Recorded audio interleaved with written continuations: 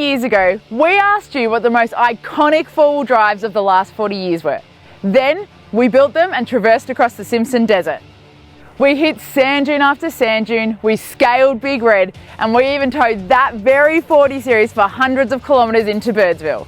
Now, we've hit 50 years, and we've asked ourselves, how do we top the icons? Well, we take it global.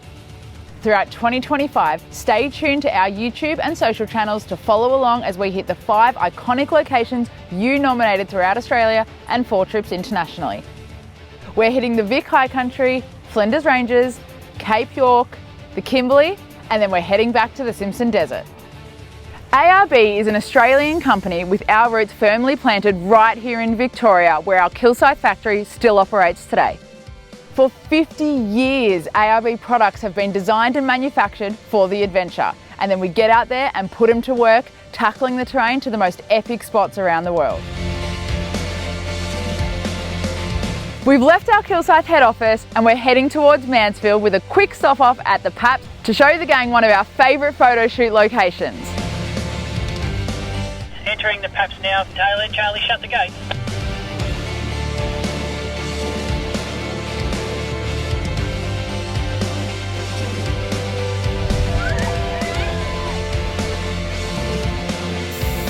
We've aired down, we hit the off-road, and we're up here at Bluff Hut, ready to go forth into the Victorian high country.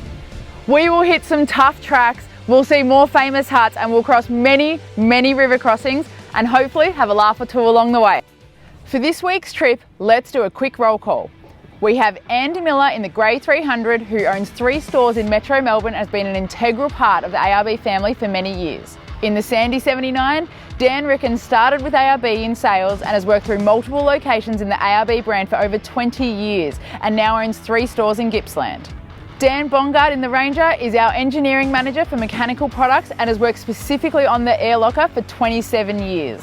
Andrew Stott, up there in the 40 series, is an ARB board member who was involved in off-road racing back in the late 80s, where he met none other than our very own Andy Brown. Plus, we've got Aaron in the MIT 79, Shane and Steve in the 50-year 300 series, and Nancy, Izzy and I from the ARB marketing team in the D-Max. Follow along our journey and we'll see you on the other side. And let's go!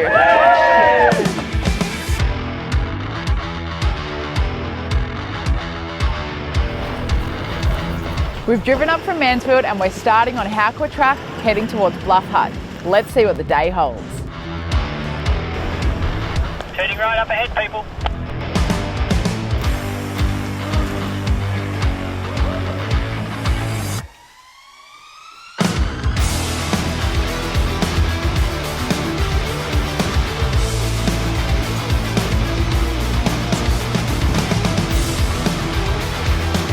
We've got some mud up ahead.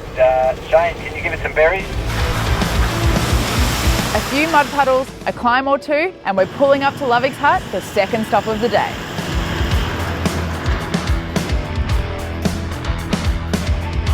Andy pitched to the group to call it a day and stay at Lovicks instead of pushing on for another few hours. Quick show of hands and the group agreed, so we started setting up camp.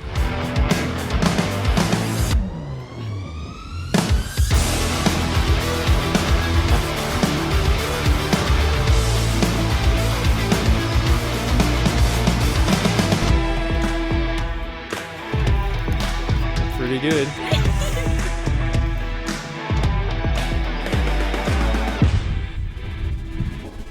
Well, I think Shannon said it perfectly today. The high country, the Victorian high country is for us, we're very lucky, it's our backyard. But for the rest of Australia, it's also iconic.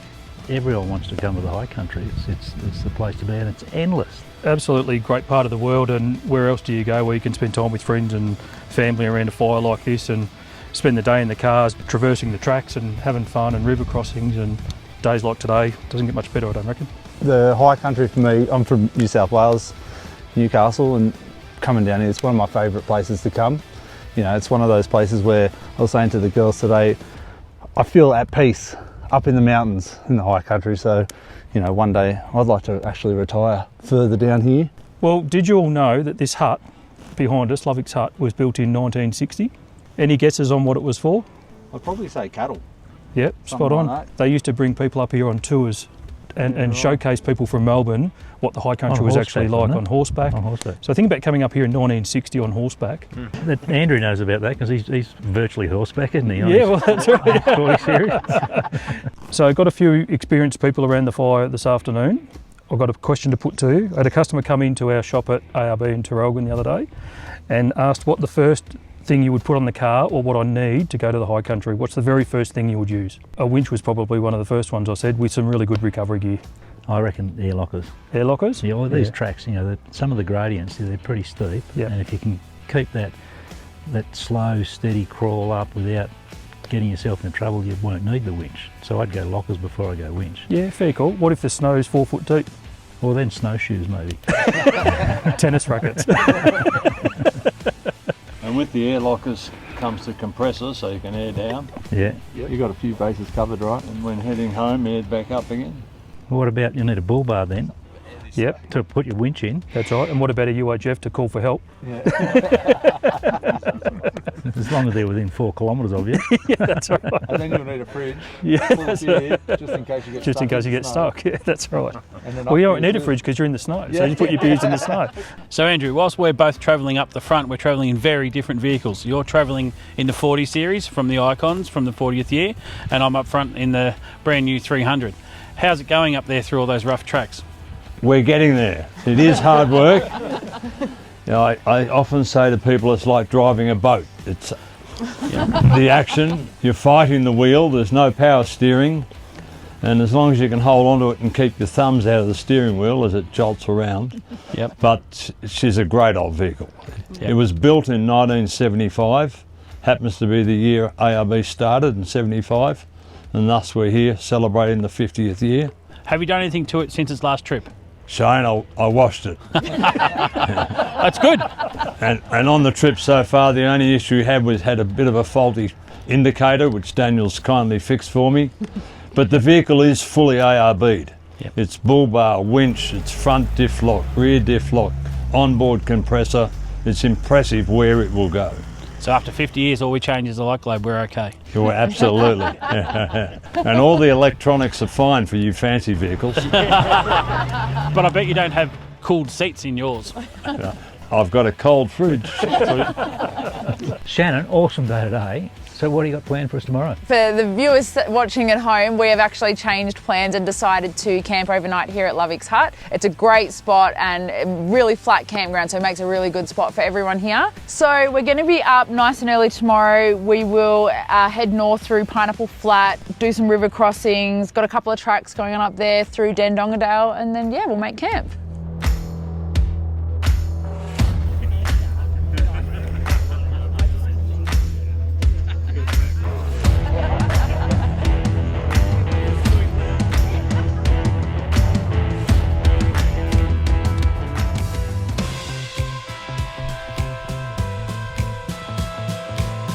Alright guys, we're just going to grab some of that early morning light. All the photographers are pretty happy.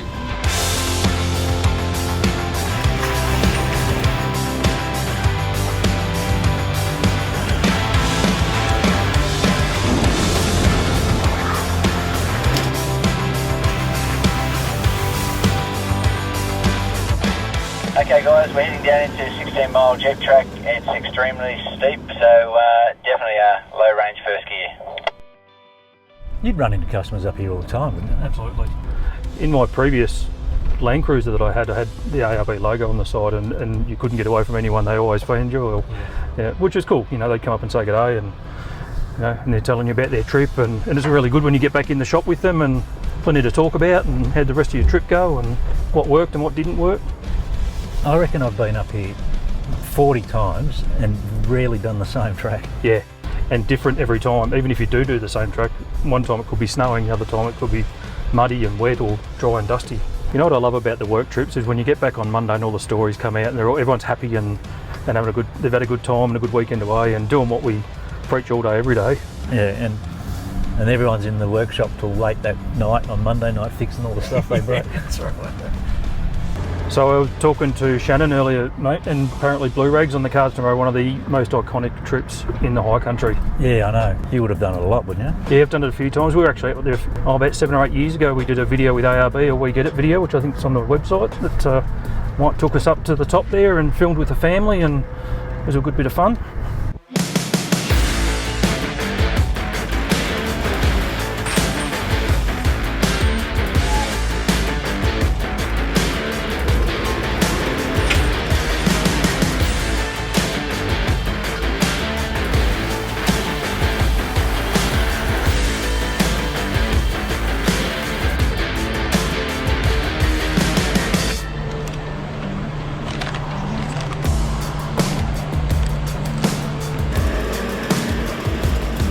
Andrew, 10 years ago, I was lucky enough to drive this across a few dunes in the Simpson Desert during the Icons trip. Honestly, it's an amazing vehicle, performed beautifully. It was a struggle though, because my legs are so long, I couldn't actually steer the car and brake at the same time. So I had to open the door just simply to be able to use the brake. But it's a classic old car, isn't it? Apart from the fact that she blew a coil halfway and had to be towed out. How embarrassing was that? A Land Rover towing a LandCruiser across the desert. The Land Rover fans, they loved it. And Mike, talking deserts, that's actually where I met Andy Brown, one of the founding brothers of ARB. Yeah, right. And still today, managing director. Yep. And we were racing in the Australian Safari, Sydney to Darwin, 7,000 kilometre race over 7 days, and met Andy, I think, in around 87. Yep. And formed a relationship from there, and we ended up putting a team together in 92. We put a 4-car team together with Nissan and ARB and blew them out of the water. You guys did really well. I heard all about that. Andy and Reg won it, and I happened to be lucky enough to come second, and forged an incredible relationship with Nissan and ARB. And then in 95, Andy and I hooked up in another Nissan for the Round Australia race, the Mobile One. I had 20 days with him in a box, racing 18,500 kilometres, and lots of banter, obviously, over 20 days. 100%, there'd have to be. One of those was that Andy convinced me I should go and start a four-wheel drive adventure show. I came back to Melbourne and made some inquiries and ended up starting the National 4x4 show in conjunction with the Fishing and Great Outdoors Expo, and we promoted four-wheel drive and internal Australian travel for years. Ended up taking it to Melbourne, Sydney and Brisbane. You guys have got a lot of history shared, hey? A lot of history. So Andrew, over the years you would have seen an evolution of products come through with ARB. Absolutely, and I had my first air locker in 88. Yeah, right. Speaking of air locker. Did I hear the word air locker? This is the man. Daniel, I had my first air locker in the Australian Safari in 1988 as a test run, and now the FJ40's got an air locker front, air locker rear. She climbs anything.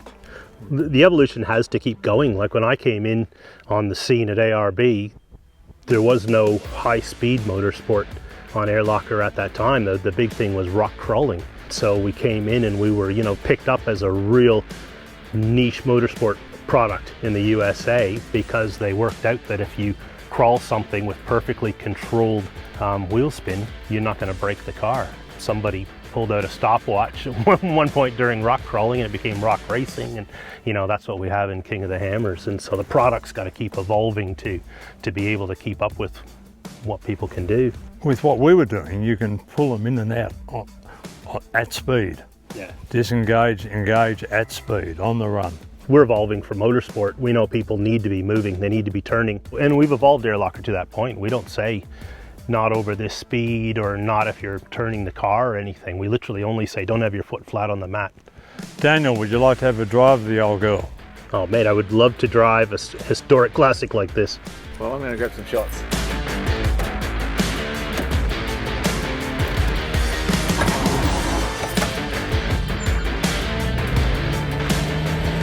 Oh, I hate to tell you this, but I think your power steering's not working. Hey, get into it, Daniel. All right.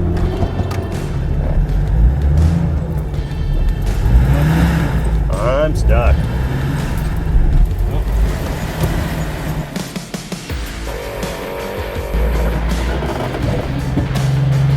Go. shit. Shit. Right. Oh, go. Oh.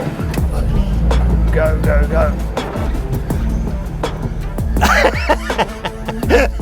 You serious?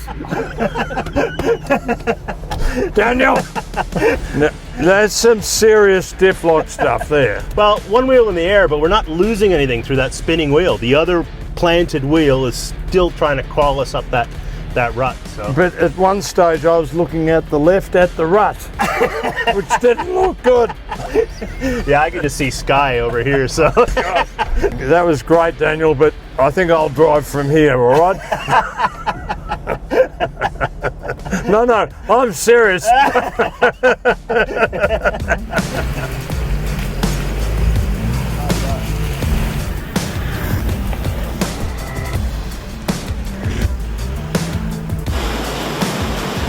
We found a few more mud puddles along King Basin Road, but luckily nothing too drastic. Take a look to your left, guys. You'll see we're passing King Hut now.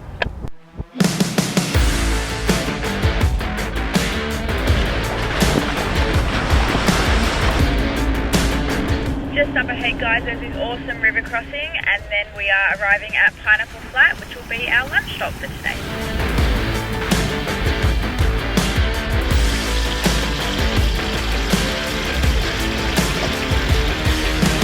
What's going on, Andrew? What are you looking at, mate? Deep in thought. Aaron, just thinking how well she's been going. It's a beast, this thing, isn't it? She rattles and shakes, but she keeps going. I know, following you between Lovicks Hut this morning when we left, bouncing down the hill. It was amazing coming down 16-mile Jeep track in the valley there, down to the Howqua River, all those little river crossings we've just been through. Superb. There's some of those big rocks in the river crossings, and the steering wheel rips out your hand. You've got to make sure you keep your thumbs. Yeah, that's right. The steering wheel. But she's amazing.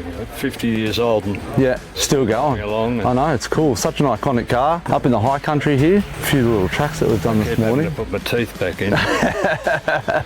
What are your thoughts? Would you like to have a drive with a real car? Yeah, I absolutely would. We'll go and do the river crossing again. Yeah, let's do it. Rightio. All right, you jump in that side. Okay. Oh, I'm a little bit nervous now. No, you'll be right. Woo. Put your seatbelt on for this one. Always, Aaron, always. I think this actually does feel better than the 79. I'm a little bit jealous of you driving around in this. It's magnificent when you consider it's 50 years old. Oh, it's beautiful. Beautiful. Oh, this thing's awesome. I think I might have to get myself one of these, mate. Is this one for sale? No. Then you saw it all from driving this the last couple of days? I've been doing that for 2 days. Let's go. Yay! How cool is that? They just don't make cars like they used to. Thank you. Anytime.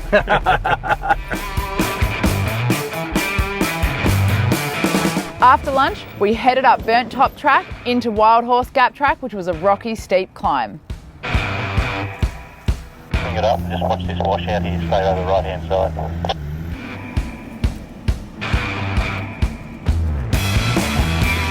Got a steep and loose section of track up ahead, definitely engage your lockers up here. Maybe we should drop the tyre pressures just a little bit more. Okay, so we've just made a decision to air down further than what we already were. We've just reached a bit of a steep sort of pinch here, and it's quite soft. It's almost like sand. So we've got to get up. We've got a trailer on board with a little bit more weight. We also want to protect the tracks a bit, so we don't want to be churning it and digging it up. So we're just going to drop these down further to about 20 feet aside.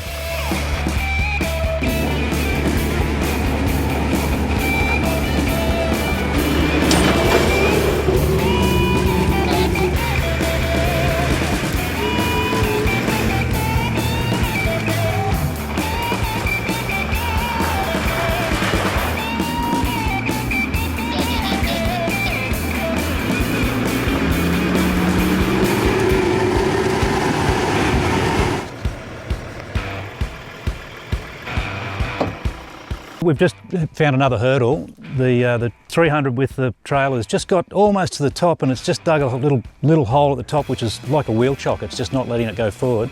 So we could set up a big winch, but it'll take too long and it was getting late. So we're just going to do a quick snatch, just a little assistance, just to get this front wheel over that gap there, and then we should be able to drive the rest of it. Looks pretty solid.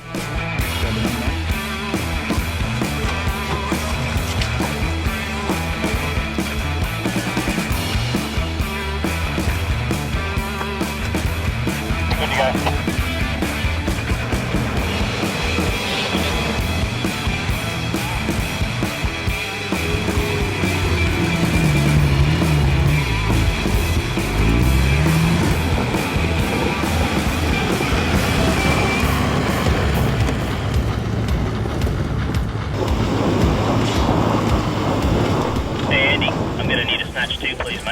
One of the best parts of travelling in a convoy is being able to get someone to give you a hand, or in this case, a snatch. Always remember the importance of rated recovery gear, including your recovery points.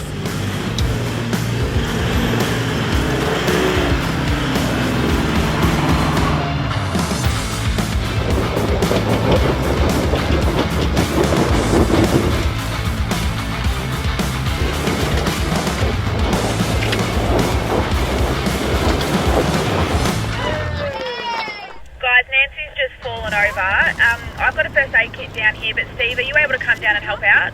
Yeah, you should have put your rear locker on going up the hill. I just got him stop. So Nancy, show me your hand. Show me your hand.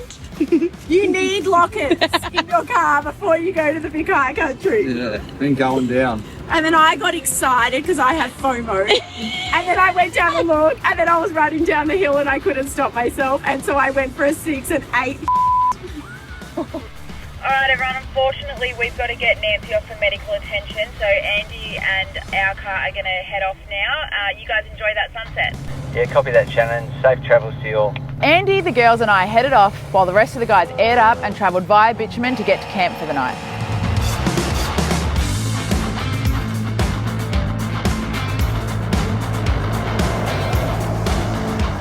What an epic day yesterday. Bunch of recoveries, challenges for everyone. Everyone got involved to make sure we got everyone up the hill safely. Nighttime driving, which got to use our lights. It also gave us a really cool sunset on the ranges in the high country, something you don't get to see every day either, so that was really cool. Part of the adventure of travelling to these iconic destinations is all about the journey.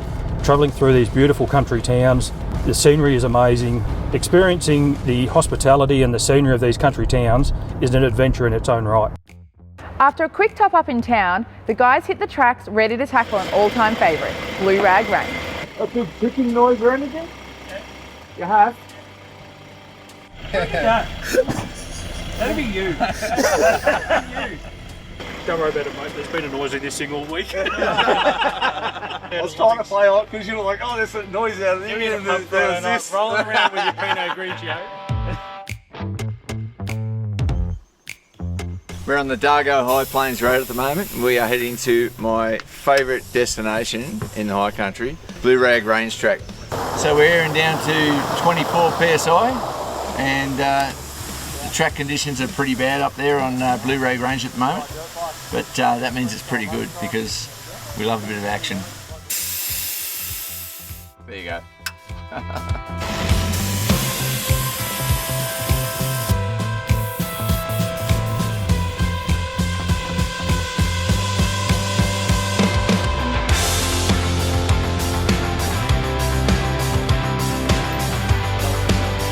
Just unhooking the earth camper off the Ford Ranger here as we're about to head up Blue Rag Range track. It's not uncommon for people to leave their campers behind as they head up a track where you're going in and out.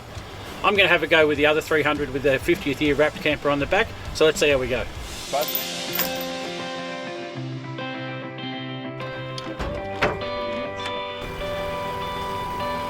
We're right at the start of Blue Rag and there's some serious ruts up ahead, people, so low range first year and it'd be a great idea to use front and rear lockers.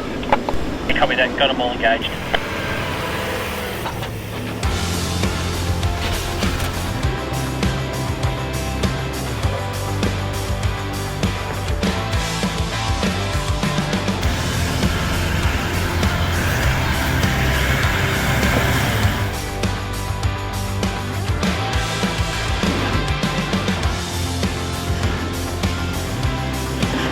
And boy was Mike right. We have done this track so many times over the years and never have we seen it in the condition it was on this day.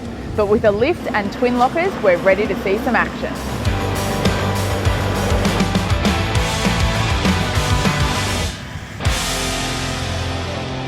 Seriously, how beautiful is this place, guys? Yeah, absolutely, mate. The views have been absolutely amazing.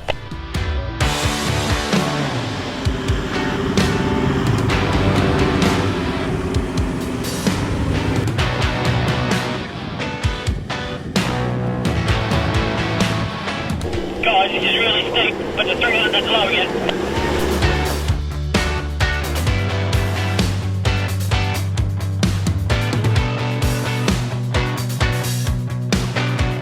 Well, how cool is this? We've just spent the morning coming up here to about 1700 metres. As you can see, we've got the trig behind us. That's right, we're at Blue Rag, the top of it. 360 degree views up here are amazing. We've just stopped up here for some lunch, take some photos, kick back and relax and enjoy this beautiful scenery that we've got up here on the 50th anniversary trip. It couldn't get any better.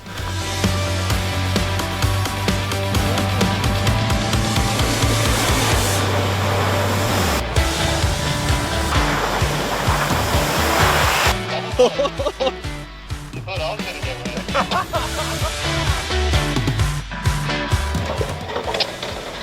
that noise just the side steps hitting the ground?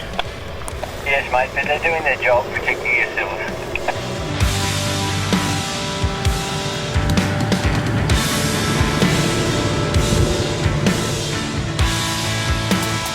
That's one ticked off my bucket list. That track was simply amazing.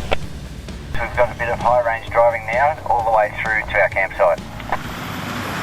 Tonight the crew are headed to Talbotville, where some of the guys stayed back to get the fire cranking at camp and the others went to find some more action. I'll get the campsite set up. I'll grab the weather out so I can get the barbecue ready. You guys go off and tackle those harder tracks. South Basalt, I think, is the one you said is going to be a bit tough. Yeah, cheers, Shane. Sounds great. I know it's going to be awfully slippery in that wet weather.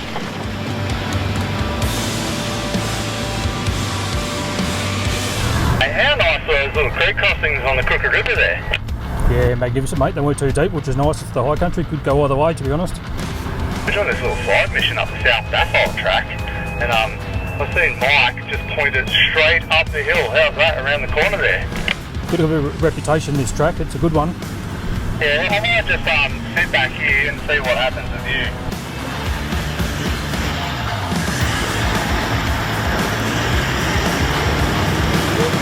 What are you doing up there, Rico, mate? There's not a lot of movement going on.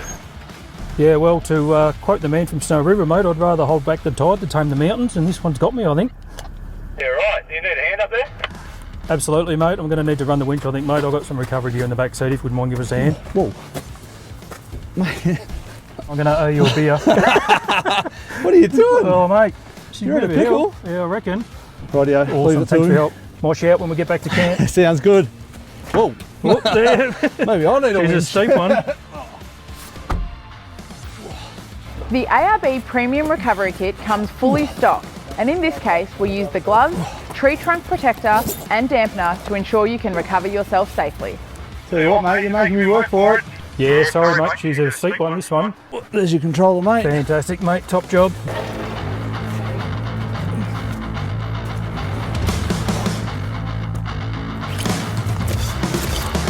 Run down and lock that free spool back in.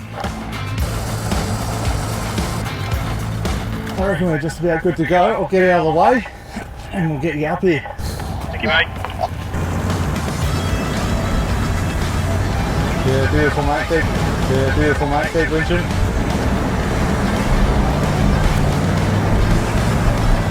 Dan did eventually get out and they managed to get back down the track safely to join the rest of the team back at camp at Talbotville.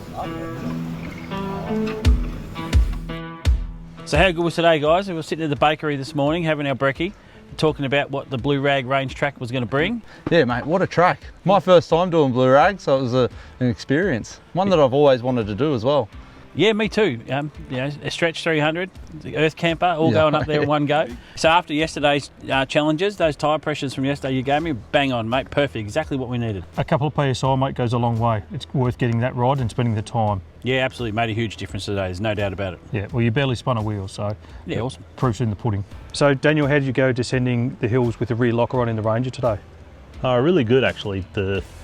Having a rear locker keeps the vehicle pointed straight downhill as you descend. It's just keeps you from getting sideways. Absolutely. Now, as the diff flexes and the wheel with the least amount of traction lifts off the ground, and you've got the one on the ground still holding you in place, very safe, and little known fact about using rear locker descending hills. Absolutely. Blue Rag was somewhere you want to feel safe when you're going down. Absolutely. Hey Aaron. Yeah, mate. Spoke to a couple of customers in store. Yeah. Just sort of seeing how the track would be at Blue Rag. They said it was pretty rough. How'd you find it? I thought it was pretty fun, to be honest with you. Yeah, I reckon it was real fun. Some of those spots, flick those lockers on, lift a few wheels and scrabble through it. Have a bit of fun? Yeah, that 79, mate. Loves it. Easy?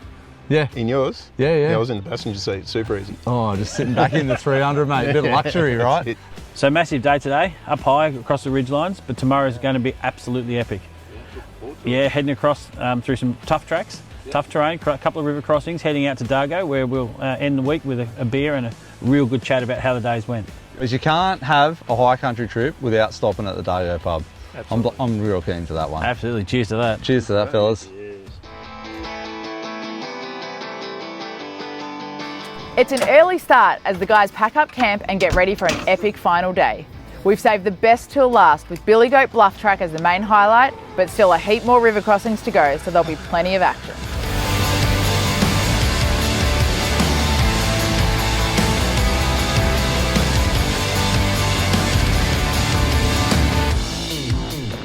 Right, just out of these river crossings, there's a bit of mud around, guys, so keep your wits about you.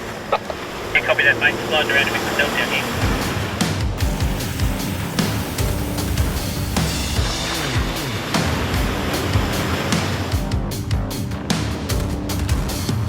How good do these farmlands look as we come out through these trees? Team, we're all set up on a river crossing up ahead. It's a really long one. Wait till you see it. This is the stuff we've been looking forward to.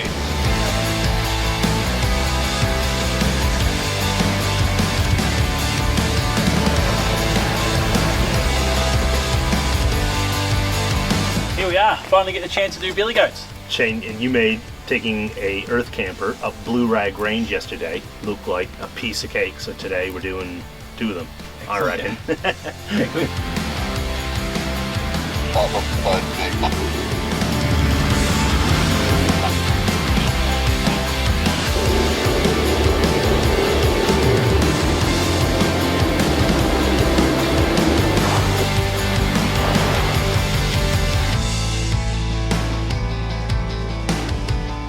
Billy Goat Bluff is a well-known track in the high country.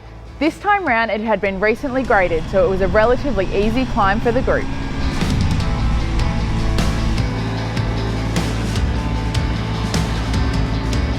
We're actually at the top and we're driving over the clouds.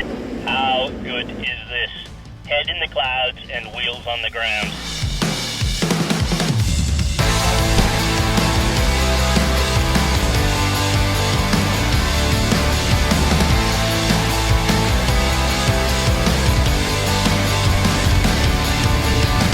So, you know, setting up a four-wheel drive, there's things like wheels, tyres, suspension, winches, but probably one of the most important things to think about is UHFs. In the MIT 79, I've got a fully wired in XRS Connect unit, but more importantly, on these sorts of trips with a big group, I never leave home without a handheld. One of the most important things, you know. When you're setting up for recoveries and winching sessions like that, you always need to have good communications. You don't want to lose someone out in the bush, and if you go for a walk and go check out some sites, you never leave the car without one of these. You never know, you might get bitten by a snake and need to call in for some help. So this one right here that I've got in my hand, the XRS 660, this one actually connects to an app on your phone, so you can track where all your mates are as well when you're out walking about and driving around on these tracks. And it does have a huge range, so in the right conditions you can get up to around 15 kilometres. It's such an epic unit. There's a common misconception that four-wheel drivers love mud, but take it from us, mud is for millionaires. It is a pricey way to end up back in the workshop. Where possible, we recommend avoiding it.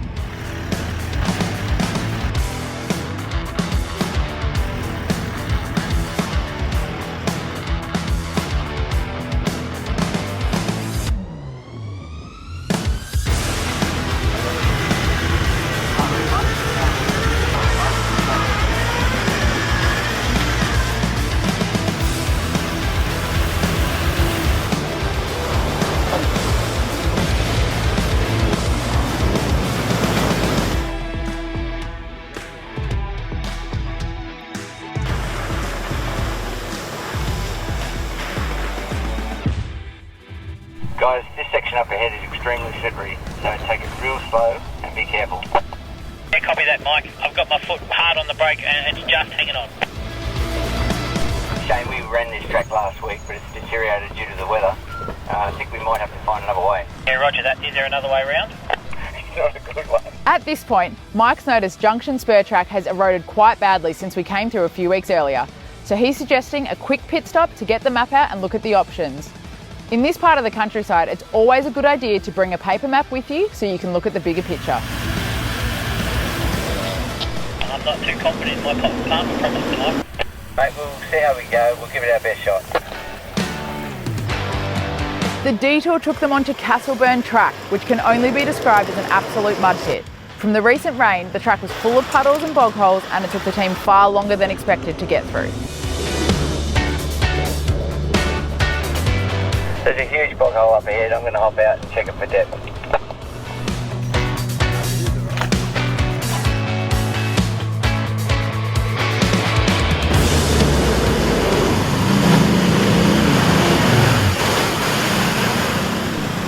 Oh, did you see that? I'm sure you felt it. That dropped in huge.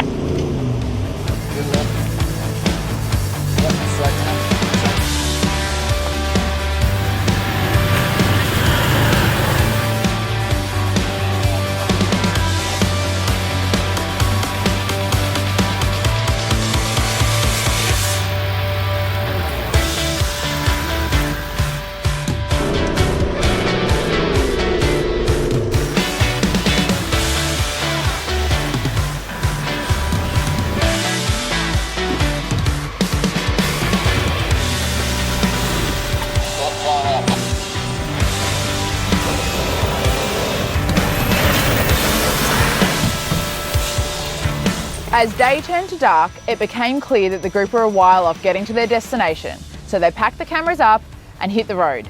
Before they knew it, Dan got stuck in the river with the camper attached and it became a fully fledged recovery. Dan's got himself stuck in the river. We might need a recovery. All hands were on deck with people trying to help out to get the Ranger out. From there, it got harder and harder with each car struggling to get up this track. Mike, got myself stuck on that spoon drain. Going to need a recovery for sure. Going to have to bring the gear down. Okay, people, we need all hands on deck here, setting up a double line pull for the 300, and the camera car will drag the Ranger to the top of this crazy hill. Hours of winching and snatching finally got the whole group out and onto solid higher ground. It was 3 a.m. and the guys were knackered, but finally made it into Dargo after what can only be described as an adventure. We obviously missed the pub meal tonight, but on the bright side, what an epic adventure. Epic adventure is right. There'll be plenty to talk about after this week. 100%. Yeah, that is it's pretty wild actually in between locked. Full noise trying to get up here. Good morning! Hey. You made it back. We sure did. I am shattered I missed the rest of the trip. Tell me all about it. Well, you definitely missed the best parts. We did the climb up Blue Rag, as you know. It was on my bucket list and wanted to make sure I got there. The climb was amazing, but the views were just absolutely stunning. Heading back into Talbotville, the boys went out and did some winching and played in some mud while I cooked up a storm on the Weber. Oh, well done. We sat around the campfire later on chatting about the last couple of days and preparing ourselves for Billy Goats the next day. Yes, and how did that go? So the track wasn't as tough as it could have been. It looks like it's been recently graded. Yeah, okay. Yep, but the climb up to the hills, through into the sky and into the clouds was really, really good. We headed down some really steep tracks. That was hugely challenging on our way into Dargo. We had to take a detour. It ended up in a river crossing and some mud and slipping and sliding all over the place. At one point we had cars stuck in the river, so knee deep, waist deep, a couple of us in there trying to get cars out. It was a great adventure. It was really exciting. Unfortunately, we didn't make it to the pub. We got up a track called Black Range Track and we got stuck and we were winching for hours. It was not not without its adventures, and certainly was a bit of fun. But we did manage to get up in the morning in time to get a shot with all of us in front of the Dargo pub. Oh, awesome. You can't leave Dargo without a shot at the pub. Absolutely. So we got the shot in the morning, which was awesome. Well, have you really done the high country if you don't have wet boots and a late night of winching? We have had a grouse time on this trip and we can't wait to hit the ground running on the next one. Hope you like this video. Subscribe to our YouTube channel so you can be alerted when the next one drops. This recovery hitch is coming super handy in the Vic High Country. Now, for good luck, we're throwing it over to the team at Flinders Ranges. Catch you on the next one.